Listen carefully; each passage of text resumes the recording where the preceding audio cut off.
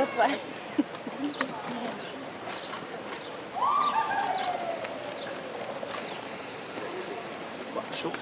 Thanks.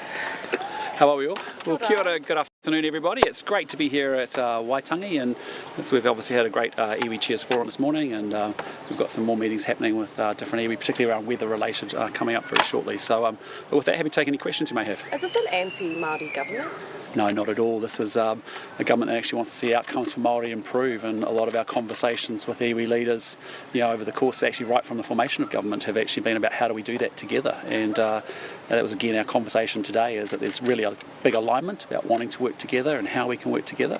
We've got a lot of work to do, but we're making some good progress on a number of areas that we want to continue to accelerate. And how was that meeting this morning with the iwi leaders? I know you've got more this afternoon, but how were you received and what was discussed? Oh, look, it was incredibly positive and very, very constructive. And again, we've got, we as a national party believe very strongly in localism and devolution. It's very consistent with mana motuhake. We talk a lot about all the work that we've been doing to lift health outcomes for Māori, the work we're doing to improve law and order outcomes for Māori. Economics is a big part of it, particularly about iwi participation and infrastructure development and investment, and obviously educational outcomes. And so those are the sorts of things that we want to do as a government, and lo and behold, iwi want to do exactly the same thing to advance their people as well. So there's really good alignment, and we've got some of it going well. There's more for us to do to turn up the volume on all of those areas. Would you say your meeting with the iwi chairs was interrogative? No, I'd just say it was very constructive and very positive. I've been to iwi Cheers Forum in different formats over a number of years now, and I thought this was the best one that I'd participated in. It was very positive. We had a very good dynamic, which we'd used once before, of just going around the 6 different sub-regions of the country and actually hearing the questions that they wanted to pose to Nicola and I were together, and I had 12 national ministers that were there as well, and I think they were very positive engagements. Was it combative? No, not at all. No. Tamapōtaka says it was both those things. No. Actually, what I said was politics can be combative and politics can be contentious, and certainly on the tables I was involved in, it was very integrative. Of course, iwi leaders may treat the Prime Minister and the Finance Minister a bit better than me. All I want to say is it's direct, right? But we're direct too. They were asking questions. Yeah, asking questions. They were positive, constructive questions delivered with very good intent, which we were able to address, and I think there was a meeting of minds on many issues. If I think about we had very good conversations around social investment, for example. Obviously Nicola's Minister for Social Investment, also Minister for Finance, but we're talking a lot about the steps in the process by which we want to accelerate that. And of course that's a huge opportunity for iwi to participate in. We talk a lot about the fact that we've made some very good progress in 2 years of actually connecting iwi into large, either overseas investors, domestic pools of capital here in New Zealand, so they can participate in the large scale infrastructure. They're some of our most sophisticated corporate business entities in the country, and so anyone coming to New Zealand who wants to invest in roads, schools, hospitals, whatever, of course wants to partner with iwi, and we've been facilitating a lot of those conversations. But how can more iwi do that? That's the sort of the nature of the conversations we're having. Will National be standing candidates in the Māori seats this election? Our board's yet to make a decision on that. As you know, we made a commitment to do 2 at the last election. Obviously for us it's very much a party vote campaign, but we're open to that, and we'll have a further conversation with that in the next few months. Do you regret them not having a very particularly high list placing after all of that last time around? Sorry? They didn't end up with a particularly high list placing after standing in those. Well, I think you'd look at our government and say we've got very strong Māori representation, probably of all recent cabinets. We've got very strong Māori representation in cabinet in general. So there's more work for us to do for sure to make sure that we're opening up more opportunity for Māori in the National Party. But we've got more work to do on that, as I think every party does.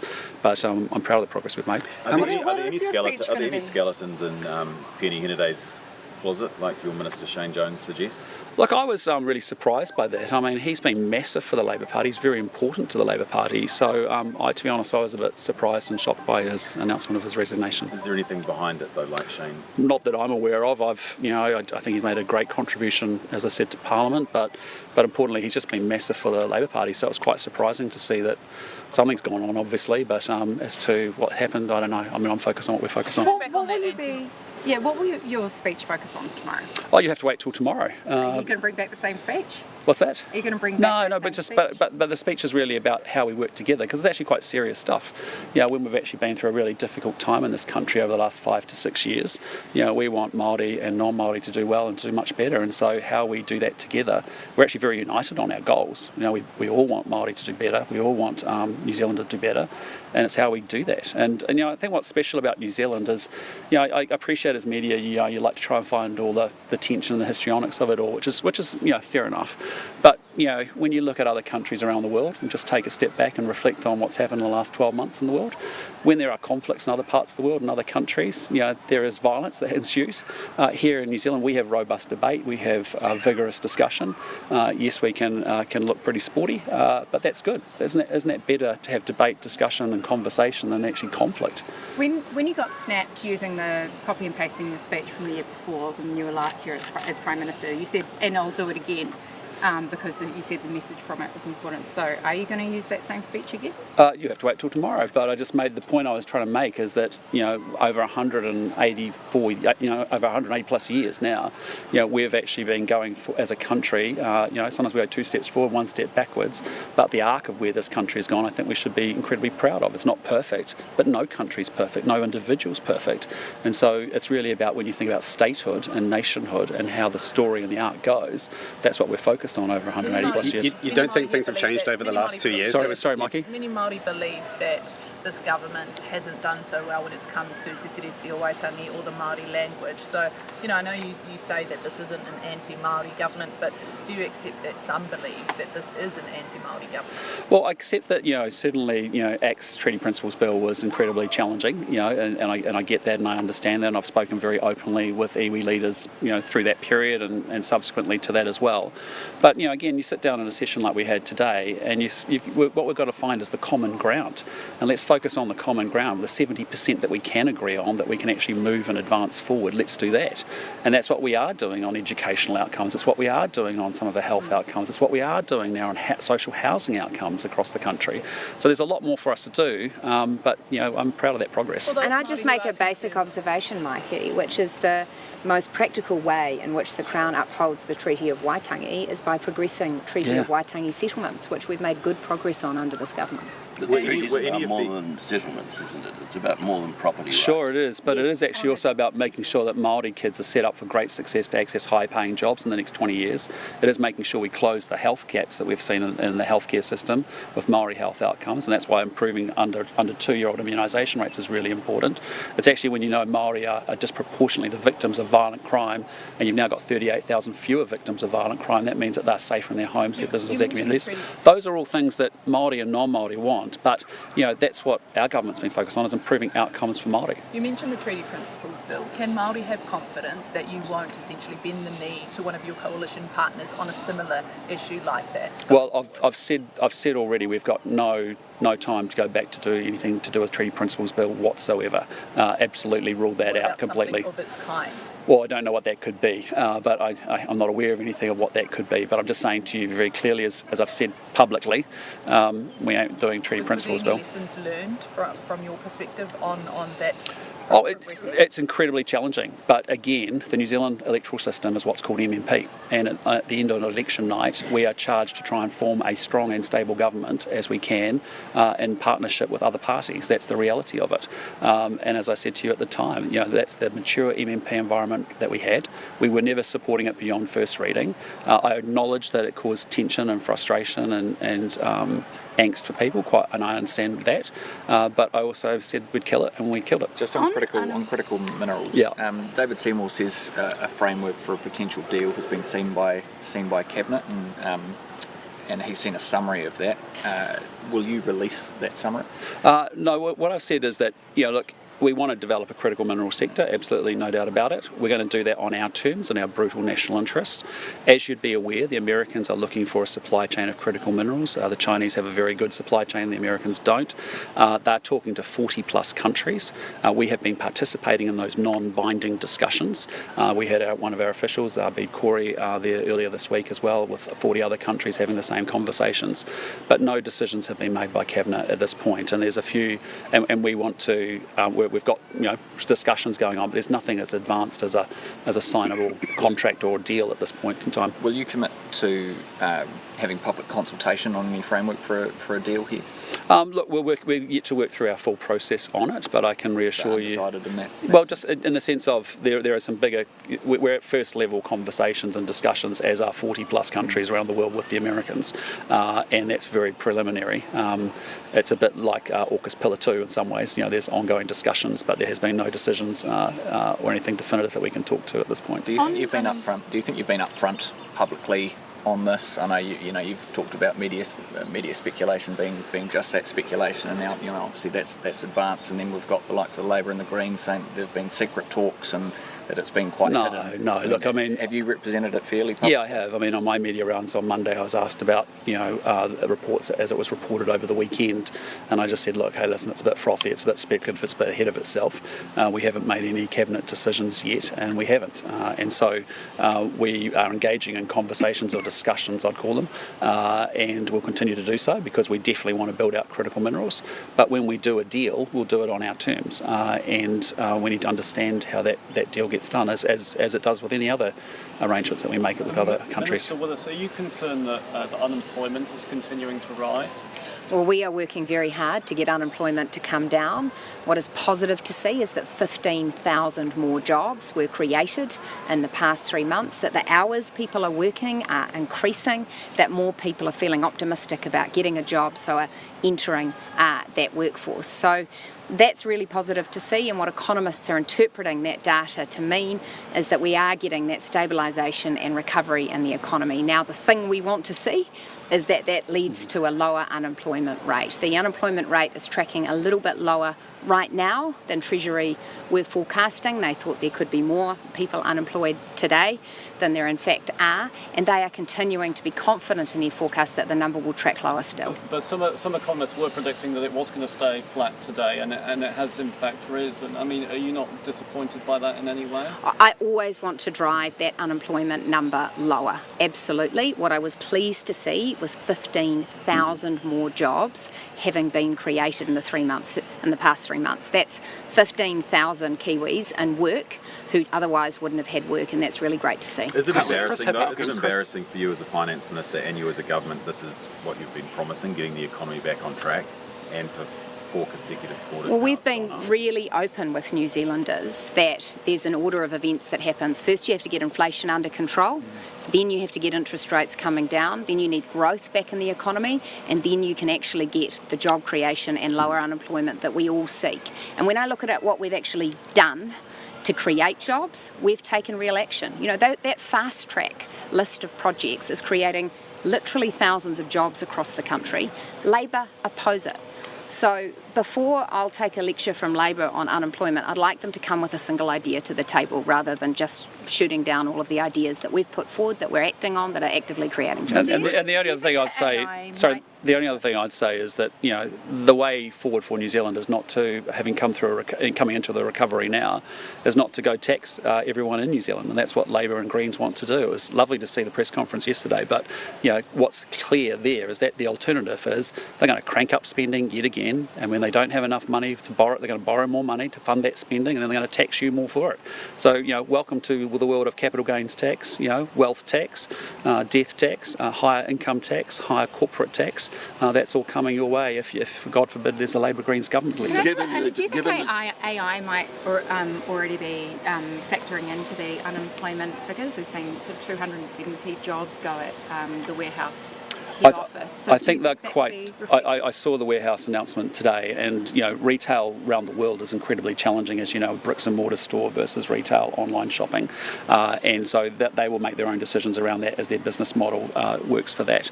And there's others that are creating hybrid models, between online world and bricks and mortar world.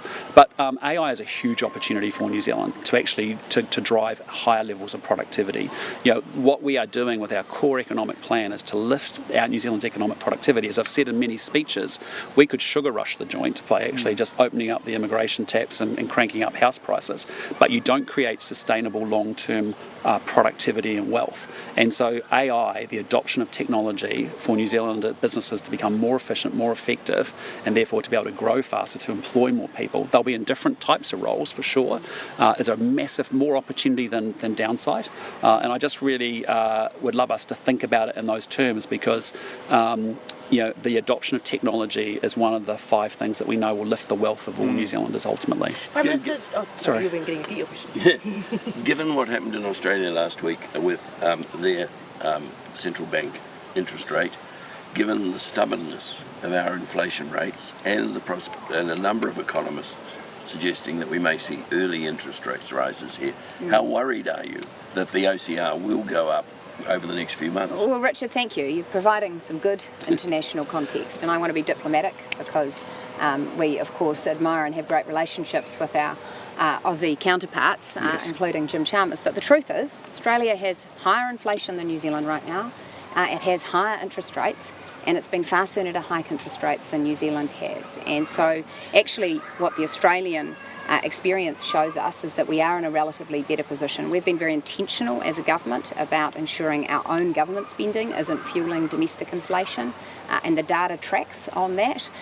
We have had some headwinds internationally, as have countries around the world, but actually all of our forecasters across different banks, independent, the Reserve Bank, continue to say that the official cash rate won't be hiked for some time yet. Well, but it could possibly be hiked before the election, because some people are suggesting it could happen in September. Well, that will of course be a decision for the independent Reserve Bank. It is the case that as economies grow faster, and I'm really pleased to see the economy growing faster and creating more jobs, that less accelerator, less pump, less priming is needed from the Reserve Bank. At some point, as the economy recovers and growth returns and more jobs are being created, we will see them take their foot off the accelerator. I think the comparison with Australia is interesting. I mean, we've put a lot of effort around disciplined government spending. You've got an Australia that's got a higher level of inflation, higher level of interest rates, no pathway to surplus for some foreseeable time, and very expensive housing costs. If you look at what we've done in New Zealand around housing affordability, it's coming. It's much more affordable to own here in New Zealand. Rents have come down. That's a positive thing on the cost of living, and you've also seen a really big progress on the social housing wait list as well. 6,000, 7,000 people now in homes. So I think New Zealand, we've done the hard work, as I keep saying, fixing the basics so that we can build the future, and a lot of getting that thinking clean and straight and sequenced in the right way is actually what we do to set ourselves up for the long term. Has your return to Waitangi made you look differently at your decision not to go? No. Look, I've been conversations you've been having with iwi leaders. Look, I've been coming to Waitangi for some time. I came here when I was CEO of Air New Zealand. In fact, I came here with Jacinda Ardern in her first year here as Prime Minister as well. And I've also spent a lot of time here on the treaty grounds. I've also spent a lot of my former life investing in the museum and other things and supporting Māori development up here as well. So now I've got a lot of time for Waitangi. I love coming here. Actually, I really love it. But I've also felt, having gone with Bill English when he went to Ngāti Whātua in his first year as Prime Ministership to somewhere else where the treaty had been signed, how special that can be too. And actually, last year at Akaroa I really enjoyed as well, and it was different, but an important part of the perspective of the total celebration of Waitangi Day across New Zealand. So certainly what happens here at Waitangi is really important. It's awesome to be here. I really love being here, but also I feel, and it doesn't preclude me in future years, I may continue to go around maybe every, and go to other places where it's been signed as well. Have any of some iwi leaders kind of characterised a bit of a pivot and a language change and the more willingness from you and your government to work with them a bit more closely? Is that an election year tactic? They said that you might be sweetening them up for some votes that you may have lost, through things like treaty principles. No, as you and I have spoken before, Mani, I don't think all of you probably realise, but we've had a regular diet of engagements with iwi. Typically myself with 3 or 4 key ministers, either visiting iwi and talking through a strategic work plan of work that we want to do together, or I've been holding iwi leader meetings in my own office, and I've done that from day one. And so I know while there's been tension through challenges like the Treaty Principles Bill, irrespective of that, on the surface, we've continued the dialogue and the conversation underneath as well. And so the conversation that we had today is no different from the nature of the conversations that I've been having over the last 2 years, to be honest. Have any of the conversations that you have had with iwi leaders today, or the kōrero that you've heard, made you think that the government needs to put up any more immediate response to help with the recovery from the storm efforts further than what you've done? Well, we're going to go have another session on that today, and we've been in constant dialogue with iwi, and I'm actually very proud of the response. I really genuinely am. I hate the fact that these events happen and they cause pain and suffering to New Zealanders, but what we can control is our response to it, and the way that iwi, central government, local government, community have actually all worked together has been exceptional. It's been really exceptional. Marae have been the community hubs. We want to invest more in Marae being resilient. We started that program 2 years ago. We're going to continue to keep turbocharging that. Tama and I, we heard very clearly the need for housing. Within a matter of days, we had certainly of the $1 million, I think you had $700,000 out the door in 3 days to a number of marae and motorhomes going across the country. So the point of these conversations is they are conversations, and when we talk about partnership, it is a conversation. It's not set-piece meetings. It's actually a dialogue that happens dynamically that actually informs us, and we can respond more. So if there's more for us to do, absolutely. If there's, but generally the feedback's been pretty good. And I might have missed it. Has the government decided whether it's going to have its own review into what happened at the mountain and the water? Yeah, look, I mean, as I said in that press conference last week, I think it's entirely appropriate that we take advice on a independent government review. And that's coming from my time spent with the families. I've met with a number of families. I met with some more on Friday last week actually as well after the vigil. And there's not a doubting of Tauranga City Council, but it's actually they want to make sure that it's truly independent, and I want to ensure that as well. So Chris Pink has asked for advice for that already. You haven't seen that advice yet? No, not in its full advice, not in its full form. And when we do that, like we did with the Tom Phillips investigation, an inquiry, it's getting the right type of inquiry, the right person to lead it or panel to lead it, and also the right terms of reference. And so, but whatever we do needs to plug into the coronial inquiry. It needs to plug into the WorkSafe inquiry and any review that Tauranga City Council may do as well. And there's very goodwill between the Mayor and the Council and us and our team as well. So we'll work together on that. Why is there a much bigger security presence here this year? Like, way more police, there's 2 police drones in the air. When were you last here, mate? There's always a pretty heavy security presence here. That feels a bit more significant. Yeah, does it? Way more police. Well, I haven't I reckon noticed. you should flesh that out as a fact before you assert it. Yeah, Well, I mean, I don't get security the opposite briefings to be true? from SIS and No. GCSB and police. That's why I'm asking. I have no idea. There's nothing that I've been briefed on that's any different from normal, and no, not at all. I'm just I'm not aware of that myself, but yep. All right, cool. Mani, you deserve a last question. Oh, it was a cheeky one. Okay. Tama, are you gonna change your Waiata Hoa Popo from Te Aroha this time around? Te Aroha is a beautiful waiata. Can I say he has done an outstanding job over the last 2 years. He has compulsory waiata training with our caucus. Come on, time for a change. And Election, yes. The special occasion. Some quite talented Come on. voices in there. Well, the good thing is that when we sing Te Aroha, we often sing the second verse Yes, from Wanganui, which is good that now the whole country knows that verse. So we're helping others. And learn you know as well. his relative wrote it, I think, is what he claims. Michael So, Moore. Okay, so that's a no. yeah. No, let's see. You'll find out tomorrow. Have you got any takers? Any requests? Any requests? Oh, I'll send you my request. Okay. I'll leave it for my wife to decide. Yeah, always leave it to the wife. All right, team. Have a good day. See you. Thanks. Thank you.